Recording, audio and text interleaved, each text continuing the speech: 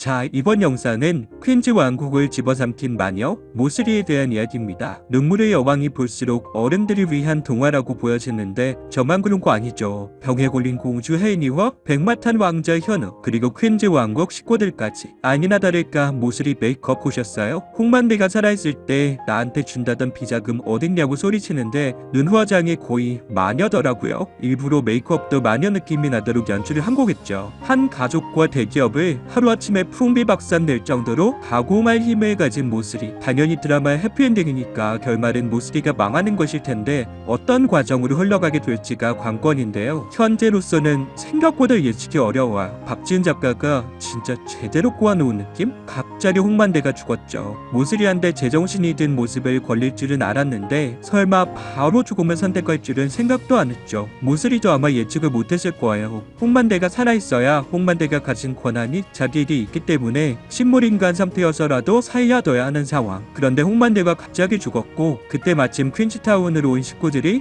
비극적인 장면을 보게 됐습니다. 시신이 따뜻할 정도로 죽은 지 얼마 안 된 상황. 자, 근데 신기한 건 모슬이 대처와요. 홍만대 회장이 죽었는데 바로 신고해서 구급차가 오게 한 건 물론 퀸즈 식구들이 다시 집으로 돌아왔을 때도 굉장히 차분하게 집을 돌아보게 하죠. 무슨 집주인인 줄 알았어. 모슬이 입장에서는 이제 아무 힘도 없는 거잖아요. 아들이 퀸 회장 윤은성이라는 거 빼고 말이죠. 물론 그 아들이랑 마음이 맞는 것도 아니고요. 결국 제 생각에는 아마도 모슬이가 집안에 있는 비자금을 이미 찾은 것 같습니다. 윤은성이 인부들을 데리고 이미 간 이상 모슬이도 결과를 들었을 테고 비자금을 이미 빼돌렸을 것 같거든요. 그러니까 저렇게 차분하지 않을까 싶어요. 이미 자기가 바라던 건 차지한 상태니까요. 안 그렇고서는 거의 자포자기 심정으로 자, 비자금 너희가 찾아서 가져가고 이러겠어요? 모슬이도 뻔히 퀸즈 식구들이 비자금 노리고 있는 걸 알고 있을 텐데 말이죠. 자, 그러면 이미 게임이 끝난 것이냐? 13월 예고를 보니 흥미로운 게 나와요. 검자 앞에서 오는 모슬이와 리모컨을 들고 무언가를 보면서 놀라는 모슬이. 한마디로 13화에서도 모슬이 분량이 상당하다는 얘긴데요. 저는 모슬이의 서사가 13화에 나올 것 같아요. 자기가 가진 잘못된 욕망의 서사를 보는 거죠. 리모컨으로 보는 영상은 아마도 홍만대 가족의 행복한 과거 시절 영상 같습니다. 홍만대가 흐뭇하게 보던 걸 모슬이는 이를 갈며 보는 거죠. 내 인생에서 주어지지 않은 행복. 그래서 한 집안을 망쳐서라도 뺏고 싶었던. 이제는 그 목표 달성이 코앞까지 왔다고 생각하겠는데요. 근데 이걸 어쩌니 비자금을 들고 외국으로 나를 생각하고 있겠지만 자신이 가장 아끼던 그 아들 윤은성 때문에 모든 일이 수포로 돌아가지 않을까 싶습니다. 예고에서도 후회인 하나 때문에 다 망칠 셈이니 이러더라고요. 한마디로 모슬이가 망하는 그림은 현우도 혜인이도 아닌 바로 자신의 가족 윤은성 때문이어야 하는 거죠. 첫 단추부터 잘못 기운 벌을 받는 그림. 참된 행복을 원했다면 하나 낳은 아들과 잘 살았어야 했는데 모슬이는 홍혜인이 다녀간으로 뭔가 이상함을 감지했고 그 후로 줄곧 홍만대 회장을 몰래 지켜보았습니다. 퀸즈가에서 홍범준, 김선아, 홍수철 등은 멍청해서 신경이 안 쓰였지만 유일하게 홍혜인만큼은 누군가에게 당하고 사는 성격이 아니었기에 분명 홍만대 회장을 구할 방도를 마련해 두었을 거라 생각했기 때문입니다. 그렇게 모슬이는 홍만대가 스스로 일어나 자신이 준 약을 몰래 뱉어 따로 보관하고 있는 모습을 보고야 말았습니다. 돌아오셨네요. 여기가 지옥이었겠어요. 그렇죠? 약통에 약을 숨기고 있는 홍만대 뒤로 모슬이가 나타나 말을 했고 그런 모슬이를 본 홍만대는 이제 모든 게 끝났다고 생각했습니다. 멀쩡하게 정신이 돌아온 걸 들켜버렸으니 모슬이는 또다시 자신을 혼수 상태에 빠뜨릴 것이고 계속해서 퀸즈를 손에 넣고 쥐락펴락할 게 뻔했기 때문입니다. 결국 홍만대는 홍혜인이 모슬이 몰래 남겨두고 간 녹음기에 고맙다는 인사와 함께 그동안 가족들에게 미안했다는 말을 남겨두고서는 스스로 계단에 굴러떨어져 생을 마감하고 말았습니다. 자신이 죽게 된다면 모슬이의 권력도 자연스럽게 사라지게 되니 홍만대로서는 자신의 탐욕으로 만들어진 이 지옥을 자신의 죽음으로써 없애버리는 선택을 하게 되었습니다. 하지만 모슬이는 홍만대가 생각하는 것보다 훨씬 잔혹한 사람이었습니다. 모슬이는 오순령이라는 이름으로 살던 시절부터 이미 감옥에도 9번이나 다녀왔었고 신분을 위조하기 위해 진짜 모슬이를 절벽에서 밀어 추락사시킨 후 자신이 모슬이로 위장하여 살고 있는 살인자였습니다. 그리고 25년 전 퀸즈 가족들이 바닷가로 휴양을 떠났을 때도 퀸즈의 후계자들을 제거하기 위하여 홍수환과 홍혜인 그를 사고로 위장하여 살해할 계획도 세웠었습니다. 막내 손자인 홍수철은 멍청하기 때문에 오히려 살려두면 이용해 먹을 것이 많아 보여 신경이 쓰이진 않았지만 어릴 때부터 똑 부러지던 성격의 홍혜인과 돌연변이 같이 못하는 것 없었던 홍수환은 모슬의 입장에서는 여간 신경 쓰이는 게 아니었습니다. 그렇게 모슬이는 사람을 시켜 배에 몰래 구멍을 내놓고서는 안전요원들에게 수면제를 먹이고 배가 뒤집어지기를 기다렸습니다. 결국 배에는 조금씩 물이 차기 시작하였고 결국 홍수환과 홍예인이 타던 배는 점차 가라앉고 있었습니다. 홍예인의 오빠인 홍수환은 자신도 어린 나이였지만 그런 상황 속에서도 홍예인을 구하기 위해 손을 꼭 붙잡고 아직 덜 가라앉은 배 구석으로 대피시키며 안심시켰습니다. 하지만 배가 한쪽으로 중심이 쏠리다 보니 결국 배는 뒤집어져 버렸습니다. 배가 뒤집히며 홍예인은 바닷속으로 큰 충격과 함께 떨어져 버렸고 그 순간 자신의 오빠 홍수환의 손도 놓치고 말았습니다. 그리고 이 모습을 멀리서 지켜보고 있던 모슬이는 회심의 미소를 지었습니다. 홍수환과 홍예인이 여기서 죽게 된다면 자신의 아들인 류는성을 핀즈가로 입양시켜서 후계자로 앉힐 생각에 기분이 몹시 들떴습니다. 하지만 홍예인을 우연히 백현우가 구하게 되었고 모슬이는 계획을 수정할 수밖에 없었습니다. 반만 성공한 모슬이의 살인으로 인하여 혹시라도 자신이 범인으로 몰릴 수도 있는 상황이 되어버렸으니 이런 상황에 류는성을 핀즈가로 입양시키기도 애매했고 그렇기에 오히려 아무것도 바라는 것 없는 컨셉으로 밀고 나가 류는성이 어른이 될 때까지 기다리기로 마음먹었습니다. 그리고 모슬이는 이것뿐만이 아니라 자신의 정체를 눈치챈 고아원 원장까지 살해했고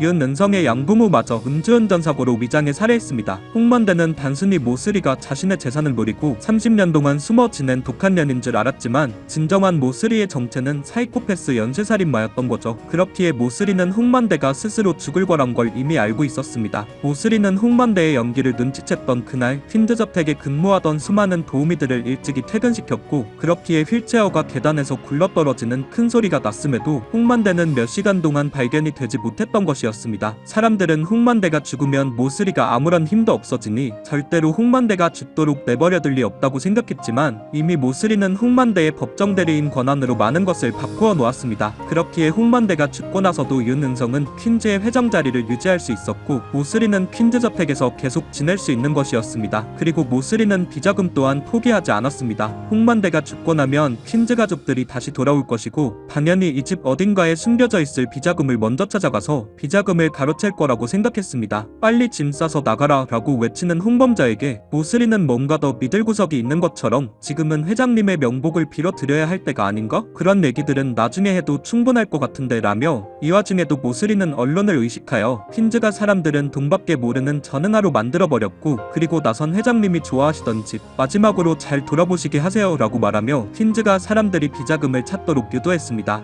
백현우와 홍예인 그리고 퀸즈가 사람들은 패닉룸이 숨겨져 있는 엘리베이터를 타게 되었고 백현우가 패닉룸의 출구를 열 수 있는 비밀 버튼을 발견한 후 버튼을 눌렀습니다. 그러자 갑자기 굉음이 울리며 벽이 움직이는 소리가 들려왔고 엘리베이터가 곧 무너질 것처럼 심하게 흔들렸습니다. 이윽고 엘리베이터 뒤쪽에서 문이 열리며 드디어 영화에서나 보던 패닉룸의 실체가 드러나게 되었습니다. 하지만 기대했던 것과 달리 그곳에는 홍만대의 비자금은 없었고 정말로 전쟁이 났을 때 몇 년은 거뜬히 버틸 수 있도록 완벽한 주거 시설이 만들어져 있었습니다. 더욱 놀라운 사실은 곳곳에 퀸즈가 사람들의 어린 시절 사진들과 단체로 찍은 가족 사진들 그리고 추억이 담긴 물건들이 한가득 있었습니다. 홍범자는 자신의 생일날 찍은 가족 사진을 보고 눈물을 흘렸고 홍범주는 자신이 어린 시절 상장을 받은 액자들을 보며 눈물을 흘렸습니다. 더군다나 홍예인이 유산을 하며 치웠던 아기방의 칩기들도 그곳에 똑같이 꾸며져 있었습니다. 홍예인은 아기가 유산된 후 할아버지가 언제까지 추억 속에 갇혀 살 거냐며 당장 아기방부터 치우라고 역정을 냈던 장면을 회상을 했고 반대할 게 뻔했던 백현우 몰래 아기방을 치웠던 것이었는데 홍만대가 그 집기들을 다시 들여와 이곳 패닉룸에 보관해 두었던 것이었습니다.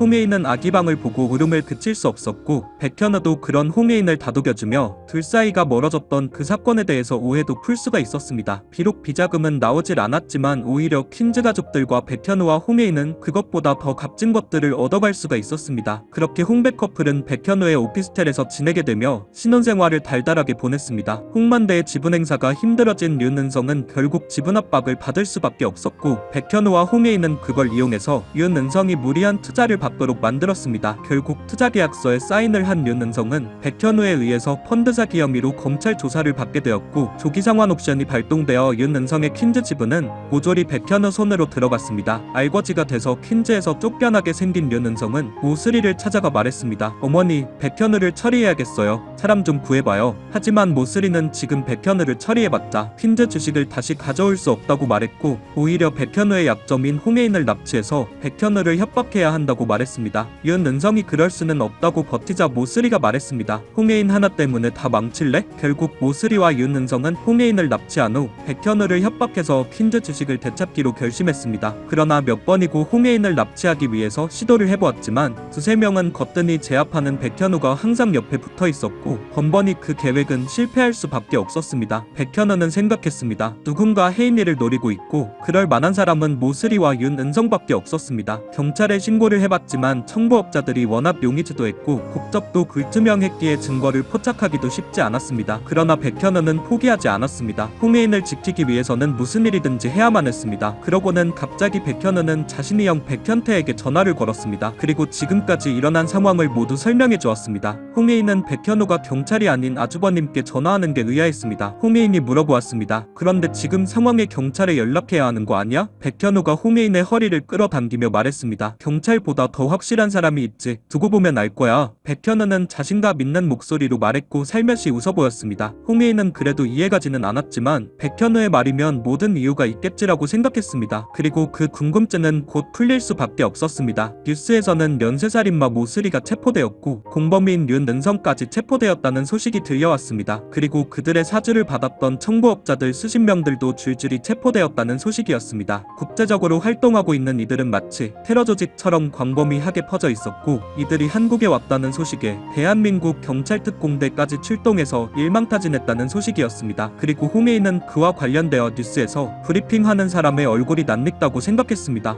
홍해인이 백현우에게 말했습니다. 저 사람 어디서 본 것 같은데? 홍해인이 갸우뚱하자 백현우가 말했습니다. 직접적으로 뵌 적은 없지. 저분이 바로 우리 형수님이셔. 백현우는 테러범 관련해서 브리핑을 하는 특수전 팀장을 가리키며 말했고 그 사람은 바로 백현태의 아내 김신록이었습니다. 김신록은 대한민국 경찰특공대 특수전 팀장으로 근무하고 있었으며 전 세계를 떠돌며 테러 진압을 하러 돌아다녔기 때문에 백현태와 백호열이 항상 용두리에 지내고 있었던 것이었습니다. 백현우의 제보를 받은 김신록은 만사 제쳐두고 모슬이와 윤은성에 대해서 추적을 했고 결국 모슬이가 테러범들을 사주해 살인을 저질렀다는 정황을 포착할 수 있었고 이들을 일망타진할 수 있었던 것이었습니다. 백현우는 모슬이가 보낸 청부업자들이 전문적인 훈련을 받았다는 걸 눈치챘고 그렇기에 백현태에게 이 사실을 전달했던 것이었습니다.